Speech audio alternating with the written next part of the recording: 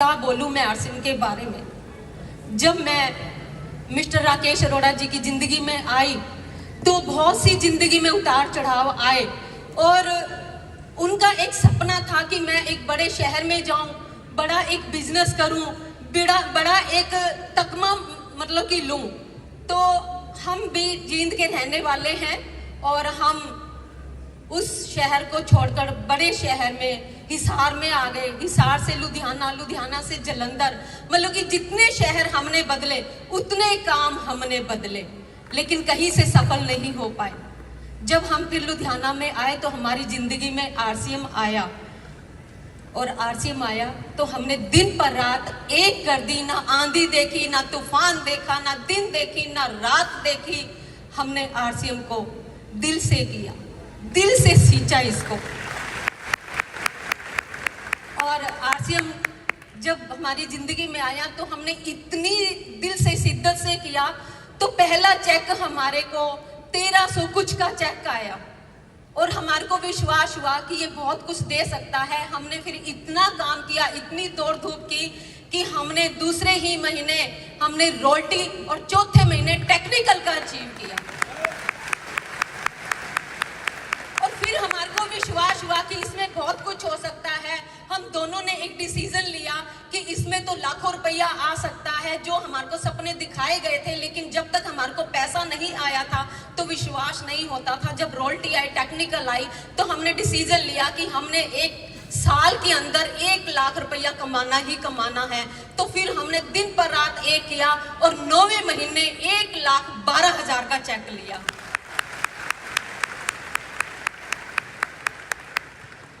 और धीरे धीरे ये मुकाम बढ़ता गया और आज आपके सामने रूबिक पिन पे हैं। और इतना सब कुछ मिला इस आरसीएम की वजह से, इज्जत, मान, सम्मान, धन दौलत, कोठी, बंगला, गाड़ी। हमने 35 लाख की गाड़ी तक ली, बहुत सी गाड़ियां ली, बहुत सा सब कुछ लिया। और चलते चलते एक ऐसा मुकाम आया कि भगवान ने हाथ खड़े कर दिए। ना जाने किस टाइम, किस पल अचानक मेरे हाथों से मेरे हस्बैंड का चेहरा चला गया और मैं संभाल नहीं पाई। और आप जानते हो कि जब एक घर का मुखिया चला जाता है तो उसकी परिस्थितियां उस परिवार की क्या हो जाती है, भीख मांगने के बराबर हो जाती है।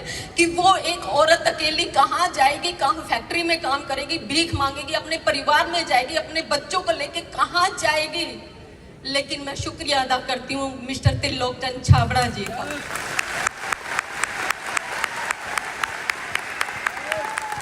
जिन्होंने ये आरसीएम बनाया और जीरो से हीरो बनाया और आम इंसान को खास बनाया।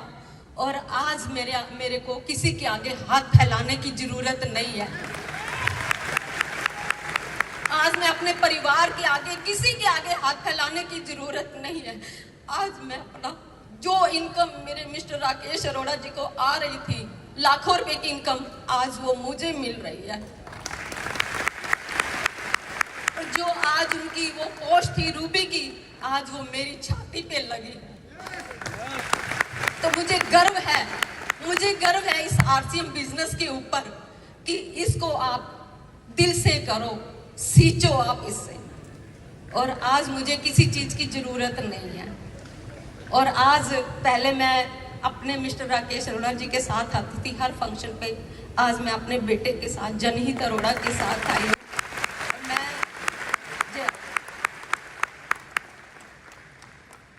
जय आरसीएम!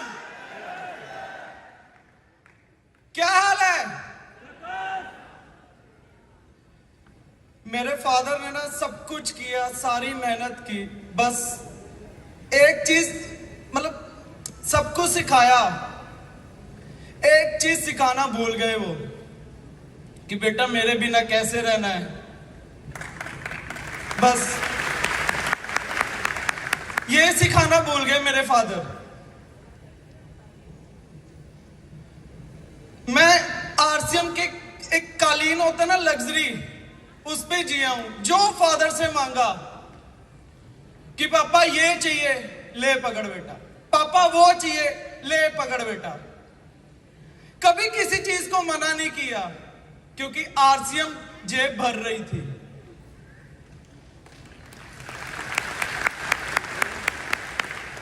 पापा को बोला, पापा कॉलेज शुरू होने वाले हैं, स्पोर्ट्स बाइक निकलवानी है 10 लाख की, ले बेटा।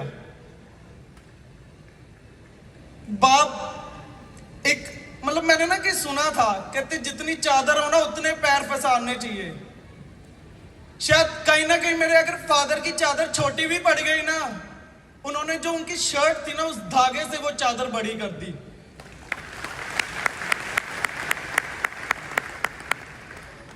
मैं बहुत लकी हूं कि मेरे लाइफ में मेरी मॉम, मेरे डैड और आरसीएम ऐसी आई ना, शायद मैं जब भी इस जीवन में आऊं तो मेरे माँ बाप जैसे मुझे मेरे माँ बाप चाहिए और काम जैसे आरसीएम चाहिए।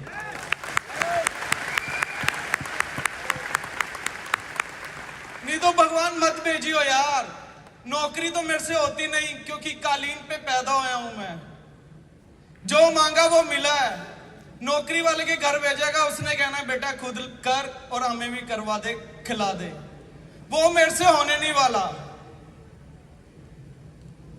अपने पिता के राज में राजा जैसे रहा हूं, बादशाह जैसे रहा हूं मैं अपने पिता के राज में, और वो भी आरसीएम करके। धन्यवाद। Thank you so